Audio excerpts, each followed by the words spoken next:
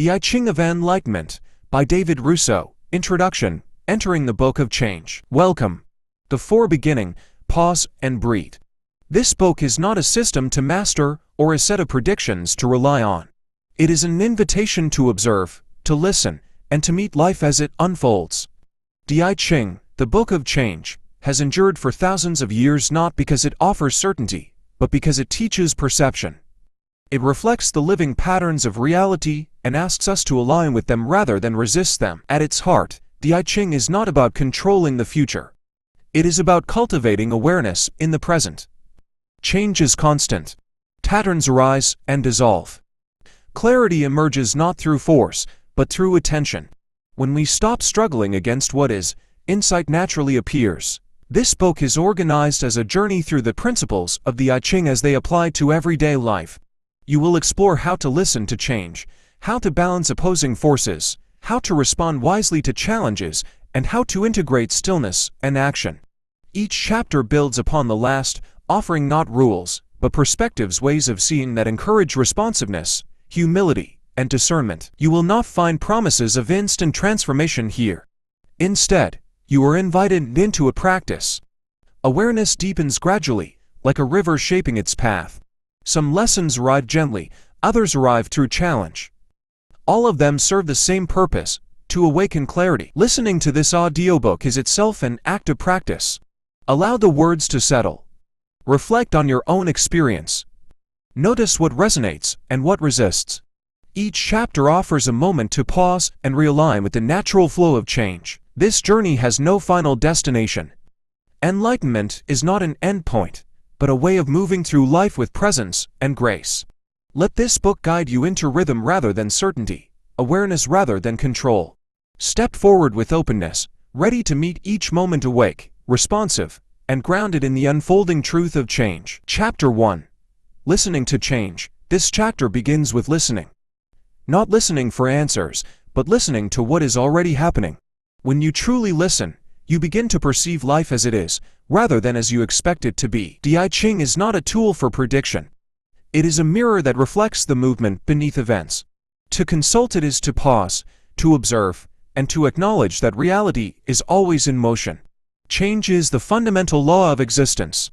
Yet much of human suffering arises from resisting this truth, clinging to what cannot remain, and fighting currents that cannot be stopped. Listening to change requires humility. It begins with admitting that we do not fully know what is unfolding. When we release the need to control outcomes, patterns begin to reveal themselves. Insight arrives quietly, not as instruction, but as recognition. The essential question is simple: what is happening now? Not what should happen, or what we hope will happen, but what is actually taking place. In this honest observation, clarity emerges. The I Ching teaches that wisdom is found not in forcing action, but in sensing timing, knowing when to act, when to wait, and when to yield. Everyday life offers endless opportunities to practice listening: unexpected delays, shifts in relationships, changes in health or direction. Each moment asks the same thing: are you present? Can you observe without resistance? Listening does not mean passivity. It means responsiveness. Like water moving around obstacles, awareness adapts without losing strength. The paradox of the I Ching is that yielding often creates the greatest power. Harmony, not force, leads to effective action. Begin with attention. Notice thoughts, emotions, and subtle shifts within and around you. Each observation deepens awareness. Listening to change is the first act of awakening the courage to face uncertainty and meet life clearly, moment by moment, as it unfolds. Chapter 2. The Nature of Enlightenment. Enlightenment is not escape, perfection, or permanent happiness. It is intimacy with reality. It is the willingness to see life clearly, without clinging to certainty or resisting change. The I Ching teaches that nothing remains fixed. Every situation transforms, just as each hexagram turns into another. Suffering arises when the mind demands permanence in a world defined by movement. Enlightenment begins when we stop fighting this truth and learn to flow with it. Awareness replaces resistance. Responsiveness replaces reaction. Awakening is rooted in recognition. You are not separate from the process of life. Thoughts, emotions, and events are not obstacles to overcome, but expressions of the same unfolding movement. When seen clearly, they become teachers rather than problems. The enlightened mind does not insist on knowing outcomes. It trusts that understanding emerges through presence.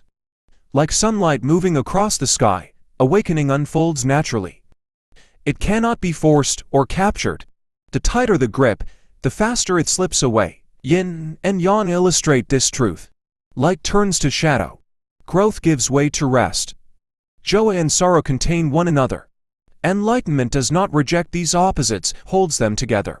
Compassion arises naturally when we stop judging ourselves for being human and begin seeing every experience as part of the path. This chapter invites you to let go of control and cultivate clarity instead. Observe thoughts without judgment. Notice emotions without attachment. In this practice, you discover a quiet power, one that aligns rather than dominates. Enlightenment, in the I Ching, is not a state to achieve but a way of seeing. Each breath, each shos, each moment becomes an opportunity to awaken. Not somewhere in the future, but here now within awareness itself. Chapter 3, Yin, Yang, and the balanced mind. Yin and Yang are not opposites in conflict. They are complementary forces in constant motion. The I Ching teaches that life unfolds through their interaction, activity and rest, strength and receptivity, movement and stillness. Wisdom arises when we stop favoring one side and learn to hold both. Strength without receptivity becomes force. Stillness without engagement becomes stagnation. A mind pulled too far in either direction loses clarity. Balance is not theory, it is practice, lived through everyday choices: when to act, when to wait, when to speak, and when to listen. The universe itself moves in cycles. Day becomes night. Seasons turn. Our inner world reflects the same rhythms. When we resist them, tension arises. When we accept them, we gain resilience. A balanced mind is like water, flexible, powerful, and adaptive, able to move around obstacles without losing its nature. Balance also means integration. Light contains shadow. Effort requires rest. Joy and sorrow support growth together. To live in balance is to embrace paradox without fragmentation, to allow complexity without being overwhelmed. Ask where imbalance shows up in your life. Awareness is the first step toward harmony. Balance is not fixed, it is continuously adjusted. It is a moment-to-moment practice of listening and responding. Your rhythm is your own. The I Ching reminds us that alignment comes from honoring both inner and outer conditions. True power is not domination, but attunement. This chapter invites you to experience balance directly. Notice tension and ease, push and pull. Practice integration rather than resistance. In doing so, the mind becomes steady yet flexible, capable of navigating change with clarity and grace. Yin and Yang are the dance of life. Enlightenment arises when you join that dance with awareness, allowing each moment to guide your steps in harmony with the natural flow. Chapter 4, the trigrams, states of consciousness. The 8 trigrams of the I Ching are not abstract symbols to memorize, they are living expressions of consciousness. Each represents a distinct movement of energy, a way awareness takes shape within you and in the world. Together, they describe how perception shifts, how situations unfold, and how wise response becomes possible. Heaven represents creative force, clarity, and initiative. It is the energy of beginning, vision, and purposeful action. When balanced, it inspires confidence and direction. When unchecked, it becomes arrogance or ambition detached from reality. Earth is receptivity, patience, and support. It listens, nourishes, and allows growth. Balanced earth creates stability and empathy. Excessive earth becomes passivity or stagnation. Water reflects depth, uncertainty, and introspection. It invites honesty, adaptability, and emotional awareness, guiding you through fear without panic. Yet when overwhelming, it can trap the mind in doubt or rumination. Fire is illumination, passion, and clarity. It fuels insight, creativity, and truth-telling, but when unrestrained, it burns recklessly and exhausts itself. Thunder, wind, mountain, and lake complete the spectrum. Thunder is sudden movement and awakening. Wind is subtle influence and gradual change. Mountain is stillness and grounding. Lake is joy, openness, and ease. Each trigram represents a natural rhythm of awareness that appears and dissolves throughout daily life. The practice of the I Ching is not to identify with one state, but to recognize which energies are active now. By noticing your present state creative, receptive, reflective, illuminating, you gain the ability to respond intentionally rather than react habitually. Awareness transforms impulse into choice. No state is permanent. Each flows into another. Recognizing this impermanence frees you from judgment and attachment. Emotions, moods, and mental states become movements to observe, not identities to defend. In this way, consciousness becomes a landscape you can navigate with clarity and grace. The trigrams are guides, not labels. By working with them, you cultivate mastery not over circumstances, but over response. Life becomes a dynamic field of awareness, each moment offering insight, balance, and the opportunity to act in harmony with change. Chapter 5: Asking the Right Questions. The I Ching teaches that wisdom begins not with answers, but with questions. Not questions rooted in control or entitlement, but questions grounded in presence and humility. Clarity arises when inquiry opens perception rather than demands outcomes. Most confusion comes from poorly formed questions driven by fear, impatience, or desire for certainty. When we ask, "Why is this happening to me?" or "How do I get what I want?" we narrow awareness and resist reality. Insight emerges when we ask instead, "What is happening now? How am I participating in this? What is being asked of me in this moment?" Asking the right questions requires humility, the willingness to admit not knowing. This humility clears the mind of assumptions and allows understanding to unfold naturally. Responsibility follows humility. While you may not control circumstances, you can choose how to respond. The right question brings your attention back to what is within reach: perception, intention, and action. Every question carries energy. A question asked in agitation constricts awareness. A question asked in calm curiosity expands it. Life responds to the quality of attention you bring. When inquiry is sincere and present, patterns become visible and choices clarify themselves. Practically, this means pausing before reacting. Instead of rushing to judgment or action, ask what the situation is revealing. Ask what matters most, what can be influenced, and what must be accepted. These questions refine discernment and help separate essential signals from distraction. Timing also matters. A question asked before readiness yields confusion. One asked with patience yields insight. The I Ching emphasizes alignment, asking when the mind is receptive and acting when understanding has matured. Asking the right questions transforms how you meet life. It shifts experience from struggle to learning, from reaction to response. Each sincere inquiry becomes a doorway into awareness, guiding you toward wiser action, deeper presence, and a life lived in conscious relationship with change. Chapter 6: Action Without Forcing. At the heart of the I Ching lies the principle of wu-wei, action without strain. This is not passivity or avoidance. It is responsive action aligned with reality, timing, and awareness. It is the art of moving decisively without aggression, effectively without struggle. Water is the model. It yields, adapts, and flows around obstacles, yet over time shapes stone and landscape. Wu-wei is learning to act like water, firm in direction, flexible in method. When action arises from alignment rather than anxiety, effort becomes efficient and impact deepens. Forcing creates friction. The more we insist on controlling outcomes, the more resistance we encounter. The I Ching teaches that timing is as important as effort.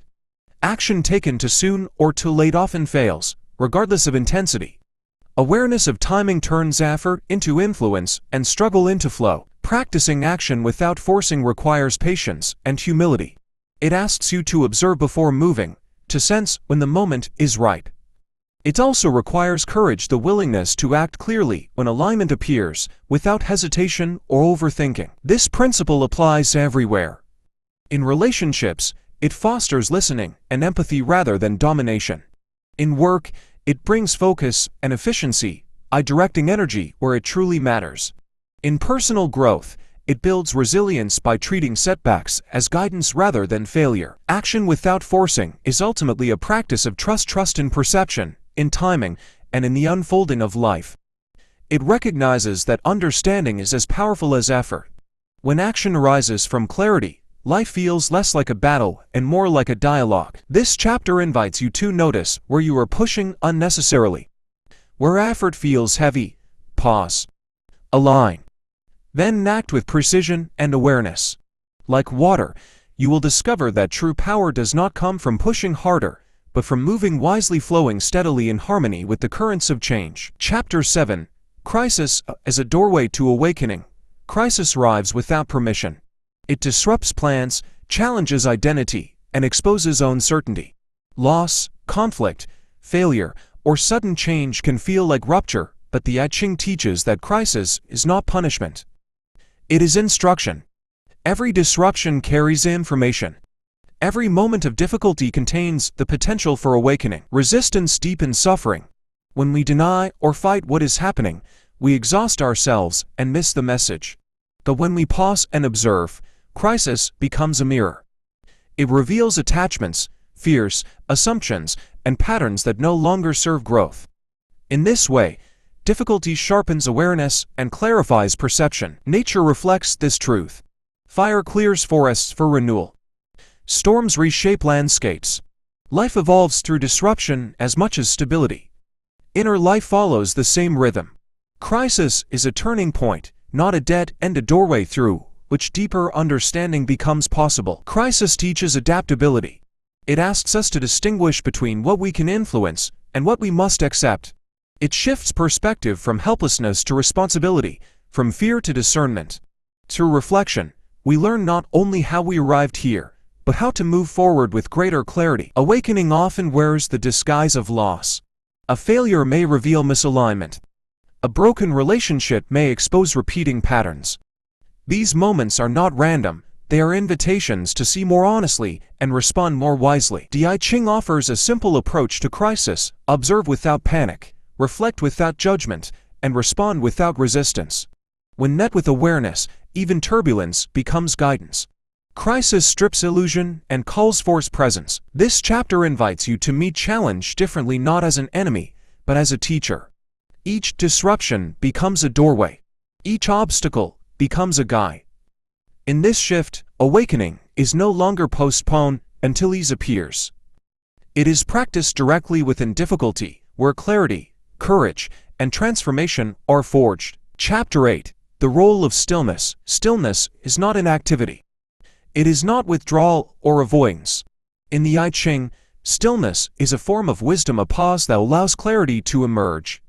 It is the quiet center from which meaningful action arises. Modern life equates movement with progress, yet insight often appears only when we stop. In stillness, patterns become visible. Intuition becomes audible. Awareness deepens. Like nature gathering energy before movement, stillness prepares action that is aligned rather than impulsive. Stillness cultivates presence. When you slow down, you notice subtle shifts internally and externally that a rushed mind overlooks. A pause creates space between stimulus and response. In that space lies choice, discernment, and freedom. This practice begins simply. Pause before speaking. Breathe before reacting. Observe before deciding. Stillness does not require withdrawal from life, it invites deeper participation. Silence becomes a teacher. Rest becomes integration. Stillness grounds action. Without it, movement becomes frantic or misdirected. With it, decisions gain precision and emotions regain balance. The I Ching reminds us that timing matters. Some moments call for action, others for waiting. Wisdom lies in knowing the difference. Stillness also allows experience to settle. Reflection transforms events into understanding. Without pause, lessons are lost. With stillness, even ordinary moments become sources of insight. This chapter invites you to reclaim stillness as a skill and refuge. Notice where you rush unnecessarily. Pause. Listen. In doing so, you cultivate a mind that is calm yet alert, grounded yet responsive, capable of meeting life with clarity rather than compulsion, and action born from awareness rather than noise. Chapter 9. Living the I Ching daily. The wisdom of the I Ching is not reserved for extraordinary moments. It is meant to be lived in ordinary life, at work, in relationships, in decision-making, and in small, everyday choices. Enlightenment unfolds through attention, not withdrawal. Daily practice begins with observation. Notice patterns in your thoughts, habits, and reactions. Notice cycles of change around you. Awareness does not require perfection, only presence. Life becomes the text. Each moment becomes a lesson. Timing is central. Some moments call for action, others for patience. Some require firmness, others receptivity.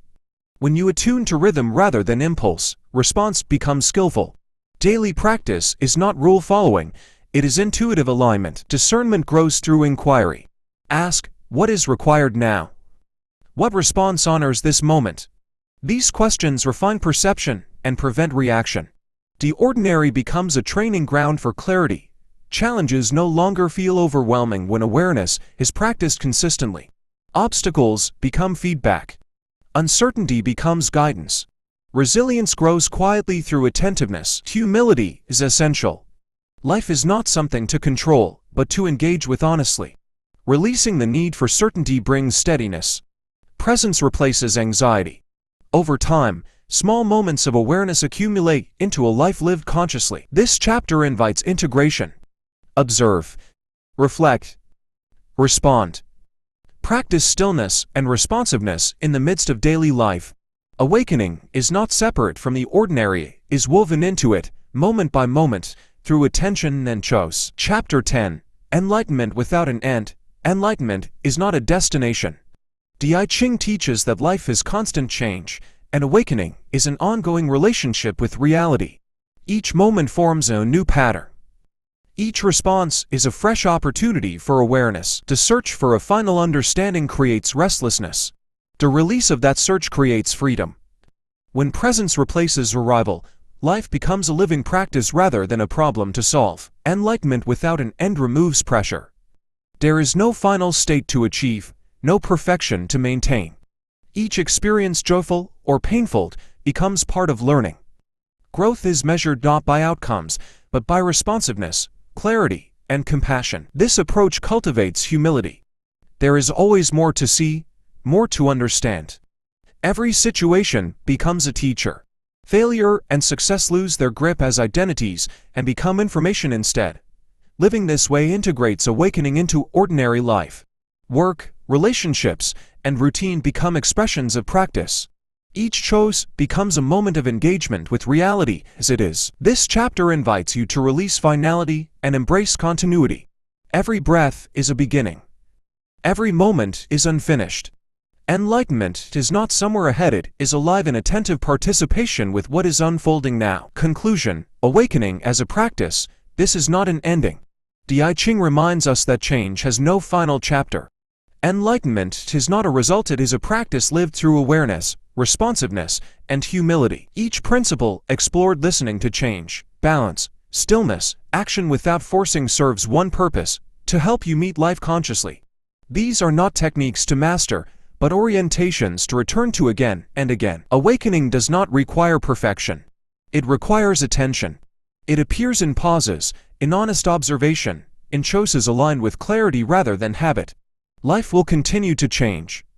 Each moment will ask for presence. There is no final hexagram, no completion, only ongoing engagement with reality as it unfolds. The journey itself is the practice. Carry this awareness into daily life. Observe deeply. Act wisely. Respond rather than react. And remember, enlightenment is not separate from living, it is living, fully awake, within the endless movement of change.